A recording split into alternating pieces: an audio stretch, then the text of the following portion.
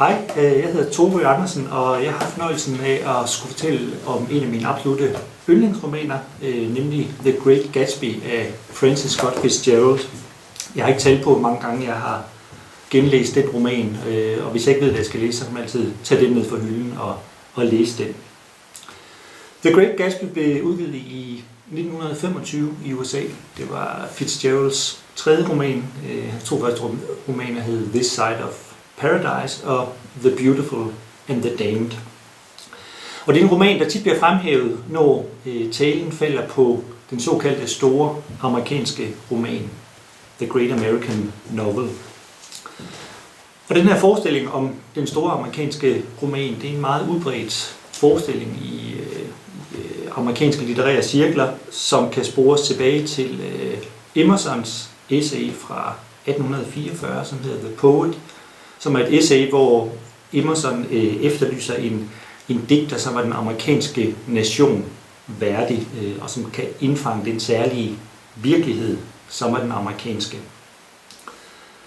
Det er på mange måder en lidt mærkelig forestilling, den her forestilling om, at der skulle findes en stor amerikansk roman.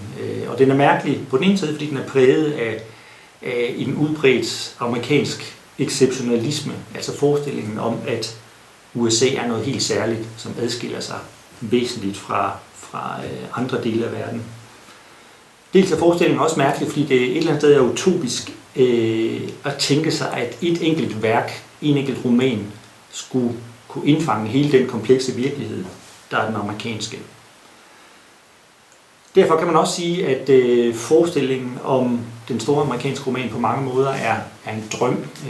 Den amerikansk forsker, der for nylig har skrevet om, Lawrence Buell, som har skrevet en anbefalelsesværdig bog, som hedder The Dream of the Great American Novel, hvor han gennemgår den her udbredte forestilling, og samtidig analyserer en række af de romaner, som gennem tiden har fået det prædikat, at de er den store amerikanske roman. Og en af de romaner, der som sagt oftest går igen, når talen falder på den store amerikanske roman, det er The Great Gatsby af Fitzgerald. Og på mange måder så kan man sige, at det er en lidt atypisk stor amerikansk roman. Ikke mindst fordi den er så kort. Som regel når man taler om en stor amerikansk roman, så er det kæmpe store romaner som Moby Dick af Herman Melville. Men The Great Gatsby er en ganske kort roman på 150 sider deromkring. Men alligevel lykkes det den tilsyneladende at indfange en eller anden essens, som gør, at man tænker på den som en stor amerikansk roman. Det, som mange vil kende den her roman for, det er nok først og fremmest den centrale kærlighedshistorie i romanen. Den handler om Jay Gatsby, der som ung havde en affære med Daisy. Siden rejser han til Europa, hvor han deltager i 1. verdenskrig. Da han vender tilbage igen, er Daisy gift med en anden mand, Tom Buchanan, og Gatsby prøver så at vinde hende tilbage igen. Det gør han ved blandt andet at købe et kæmpestort palæ på den anden side af det sund, hvor Daisy bor med sin mand. På det palæ holder han kæmpestore fester for USA's velstående klasse, New Yorks velstående klasse, i det håb om, at hun dukker op til en af festerne, ser hvor rig han er, hvor godt det er gået ham, og måske fortryder, at hun valgte Tom Buchanan. Og der er flere scener i romanen, hvor Gatsby han står på sin bådebro, kigger over på den anden side af sundet, på det grønne lys, som er på Daisys bådebro, og drømmer om at finde sammen med hende igen. Men som man vil vide, hvis man bare kender lidt til romanen, så udbliver romancen, og det hele ender i tragedie i stedet for. Og det er jo ikke verdenshistoriens første ulykkelige kærlighedshistorie, det her. Så når jeg vender tilbage til den her roman igen og igen, når mange andre læsere vender tilbage til den igen og igen, så er det også på grund af mange andre ting. Først og fremmest kan man sige, at det er et helt fantastisk tidsbillede, man finder i The Great Gatsby. Den foregår cirka den tid, den er skrevet i, de amerikanske 1920'ere, den tid, som siden han er blevet kendt som The Jazz Age, som sådan en kulturel brydningstid, hvor der opstår nye kunstformer, nye kulturelle vaner. Og den her overgangsfase indfanger romanen meget præcist. Tiden efter Første Verdenskrig, det var også den tid, hvor det, som man sidenhen har kaldt for det amerikanske århundrede, for første gang begyndte at røre på sig. Altså fra at være et kontinent i periferien af verden, så efter Første Verdenskrig, så begyndte USA for alvor at blive en kulturel, økonomisk, teknologisk stormagt. Og den her overgang fra periferi til centrum indfanger The Great Gatsby også vældig fint. Portrætterer en nation, som er fyldt med nye teknologier, hurtige biler, telefoner. Folk bruger meget tid i romanen på at ringe til hinanden, på at køre rundt på vejene med stor fart. Så romanen er drevet af en eller anden restløs energi, som kendetegnede USA i 1920'erne. Rent sprogligt, så er der også rigtig meget at komme efter i romanen. Altså, den er simpelthen en poleret diamant, The Great Gatsby.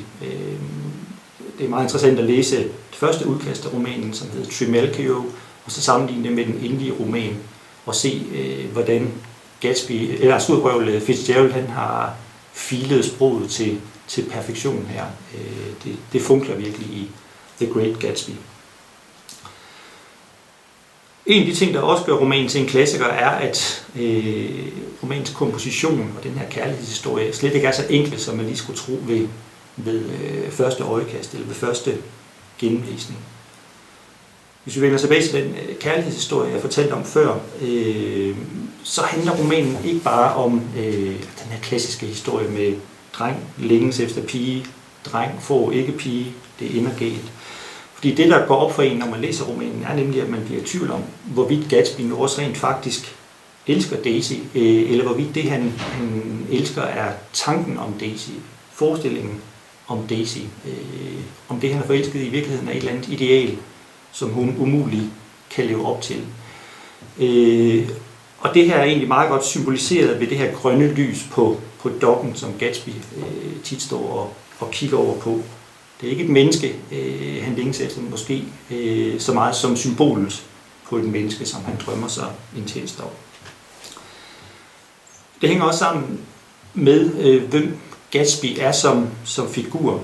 Fordi på mange måder så forekommer han som inkarnationen af den amerikanske drøm. Han kommer fra fattige vilkår, og ved hjælp af sin egen viljestyrke, så bevæger han sig fra det rene ingenting til at blive en velstående millionær. Så det er den her klassiske rags to riches historie, som også ses som typisk amerikansk. Man kender den også fra Onkel Joachim, for eksempel.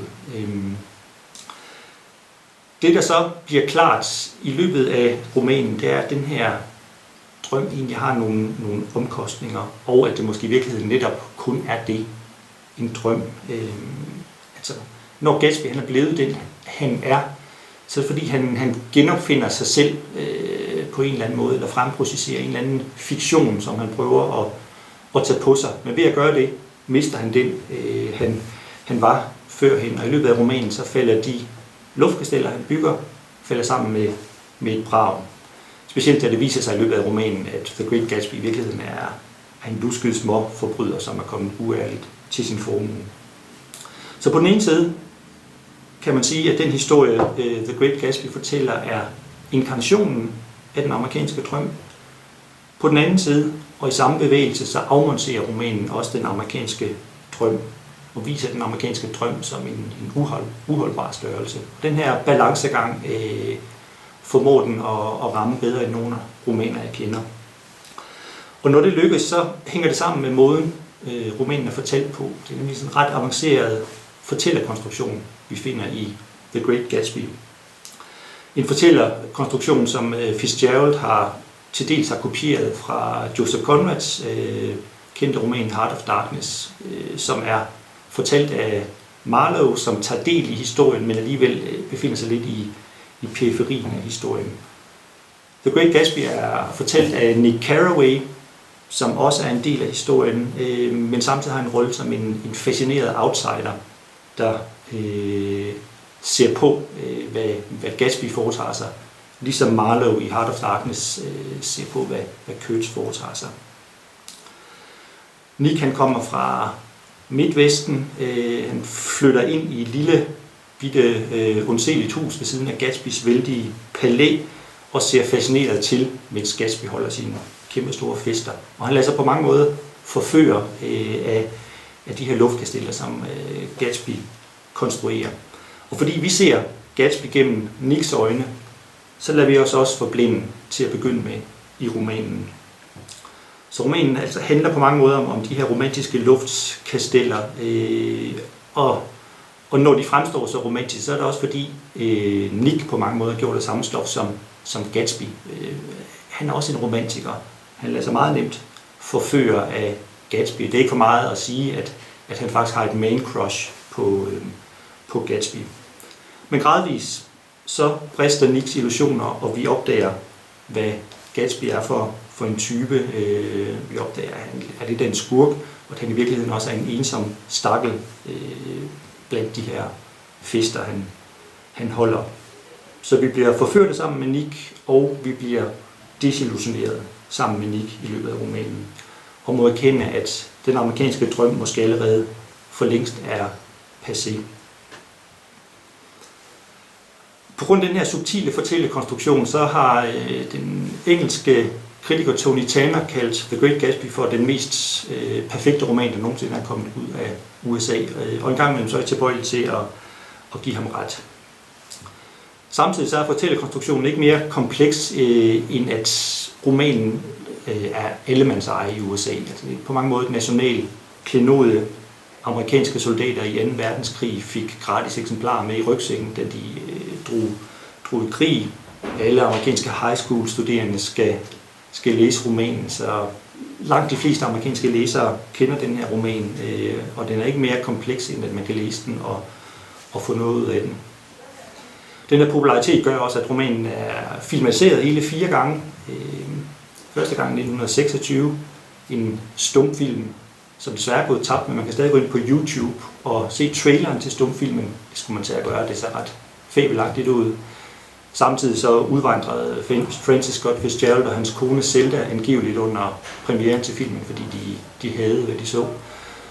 Sidenhen kom der en film i 1949, så kom filmen i 1974, og senest kom Baz Luhrmanns filmatisering i 2013, en musical, som, jeg vil nok sige, det er mere en Baz Luhrmann-film, men det er en loyal filmatisering af The Great Gatsby.